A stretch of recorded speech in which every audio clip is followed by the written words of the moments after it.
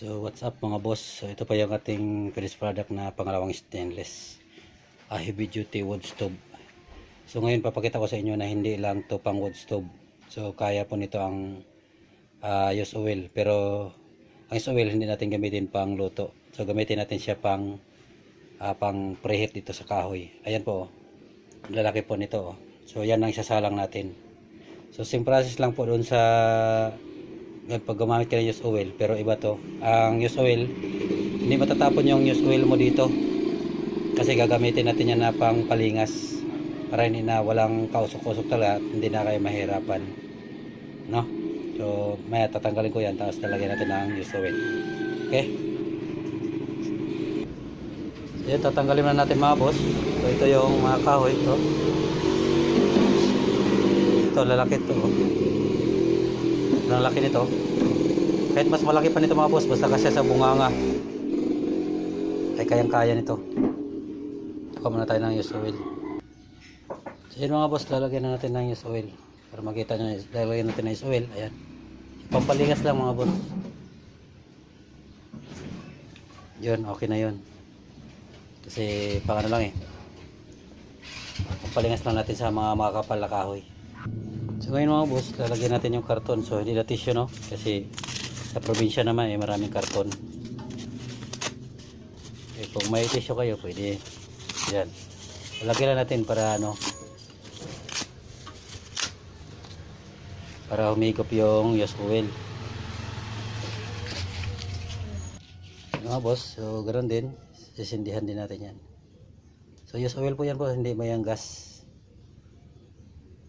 Yun, so, dagdagan lang natin ng mga manipis. Pag dumalab na yung apoy sa karton, saka natin bubuhayin, no? Ayun ang apoy na loob mga boss, nakikita na naman. Ito wala problema kasi malaki yung bunganga nito.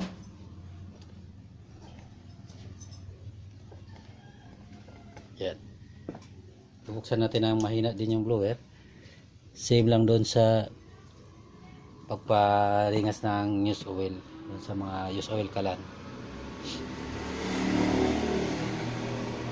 Sana yung blower, pwede nyo ito ilagay kahit anong size mga boss, tagilid lang mga boss. Yan o, yan lang para kalaban siya mamaya.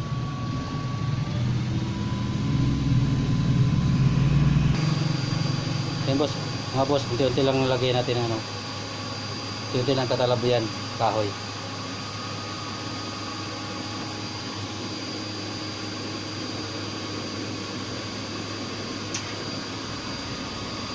Angat-angat na yan.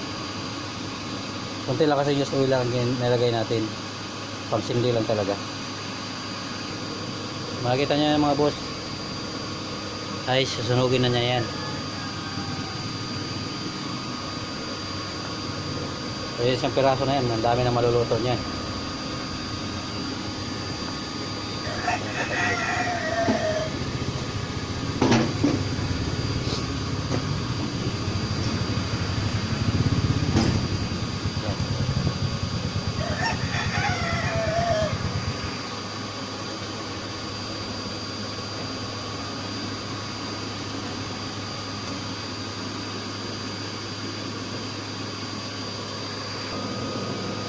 Ayan mga boss,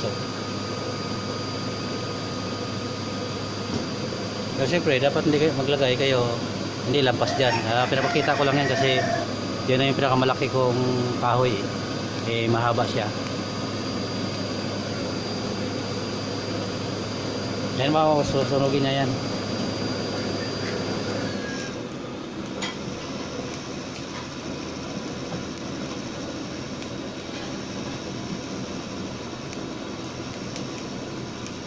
Sa pagsahandaan, pwede na kayo magsalang yan.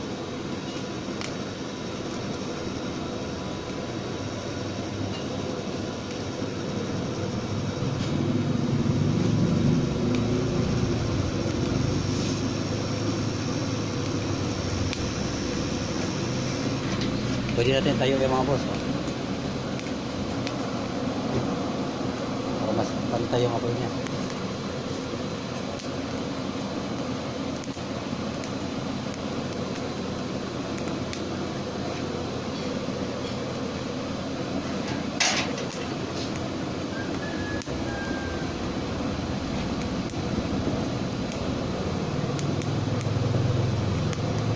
Ito po kalakas yung ating panghandaan.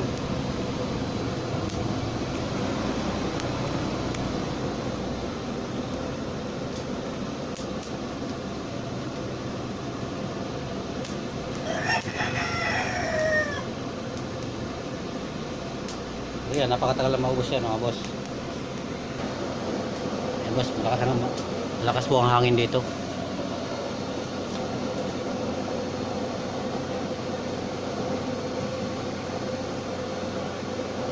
Ganyan na makalakas mga boss, kayang kaya durugin nyo isang buo.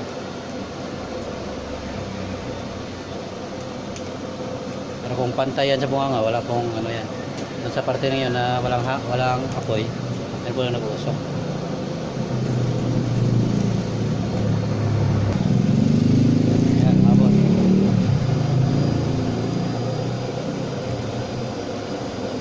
Isang piraso lang yung mga boss.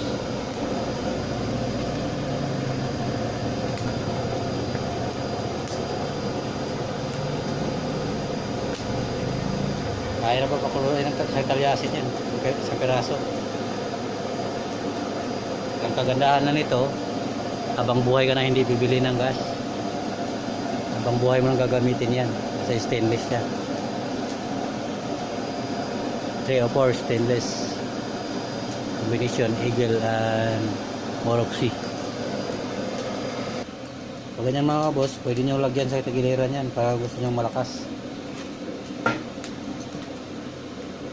Kasi maluwang po yung tagiliran yan. Yan. Yan. Hindi yan mamamatay mga boss. Baga na yan.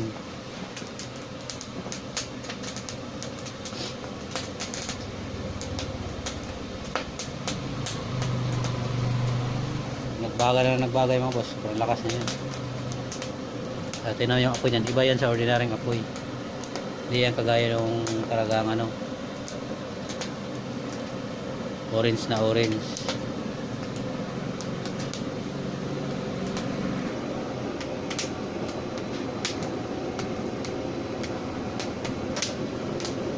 Yung apoy niyan mga boss malinaw, hindi yung orange na orange. Tutudo natin mga boss, blower. Layo lang camera mga boss at napakala init.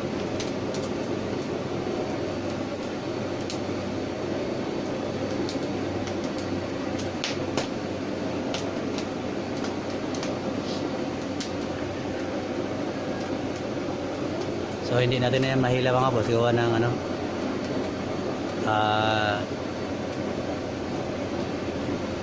mahaba yung kahoy kaya hindi natin mahila, pero mahila-hila yan pag sinalangan mo.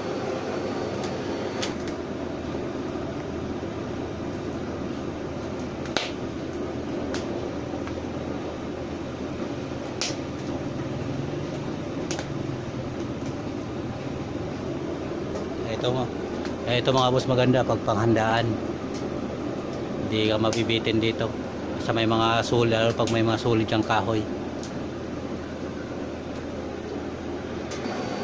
Siyempre pag punuin mo ng kahoy yan mga boss, ay talagang sisiklab yung apoy niyan.